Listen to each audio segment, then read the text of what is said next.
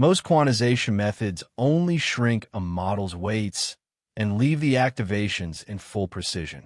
But if you really want speed, you'd love to make both inputs to every matrix multiply low bit.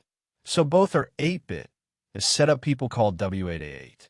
The trouble is that activations are stubborn. They have wild outlier channels that wreck low-bit accuracy, and that single obstacle is why most methods never even attempt it. SmoothQuant from Xiao and colleagues in 2022 has a beautifully simple fix for exactly this problem, and today we'll walk through how it pulls it off.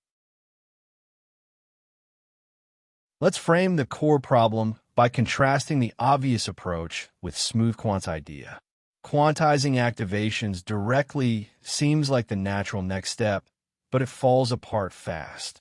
Activations contain a few enormous outlier channels, and when you force everything onto a low-bit grid, those outliers stretch the range so badly that the ordinary values lose all their precision. Accuracy collapses, which is exactly why so many methods quietly give up and quantize the weights only. SmoothQuant refuses to fight deactivations head-on. Its insight is that weights are easy to quantize while activations are hard, so it shifts the hardness over to the weights. Once the difficulty has moved, both sides become tame enough to quantize cleanly. Rather than force the stubborn part to behave, it simply relocates the problem to where it's manageable. Now let's trace that smoothing operation through the pipeline, so the trick becomes concrete. Everything hinges on a per-channel smoothing factor. For each channel, SmoothQuant picks a number that captures how spiky that activation channel is compared to its matching weight column. And this factor is what does all the balancing work. Using that factor, it divides each activation channel by the smoothing value.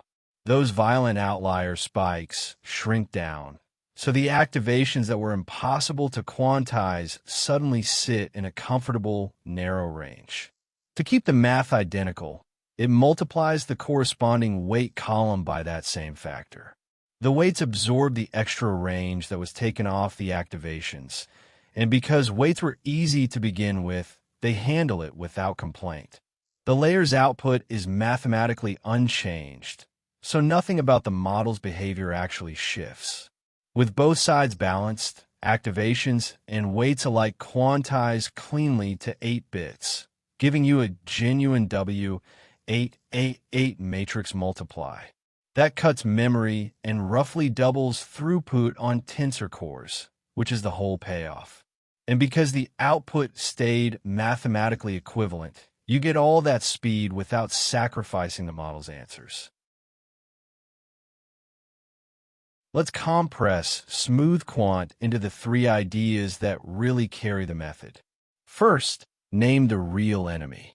Activation outliers are what make low-bit activation quantization fail. A handful of oversized channels blow up the range and drag every other value down with them.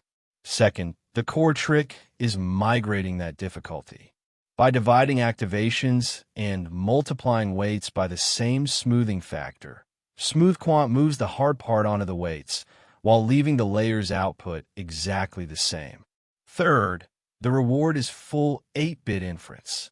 Both matmul inputs become 8-bit, so you unlock W8A8, cutting memory and roughly doubling throughput on tensor cores that love those integer paths. Weight-only methods leave that activation speed up on the table, and SmoothQuant is what lets you finally claim it. All right, let's pin down the 4 things to remember about SmoothQuant. SmoothQuant targets the hard case, quantizing activations too, not just weights, so both matmul inputs can be 8-bit. The obstacle is activation outlier channels, which stretch the range and destroy low-bit accuracy if you quantize them directly.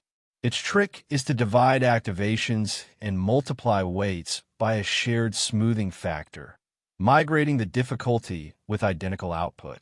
That makes clean W8A8 possible, cutting memory and roughly doubling throughput on tensor cores. Curious about the rest of the quantization toolkit? You'll find it broken down in plain language over at standarity.com.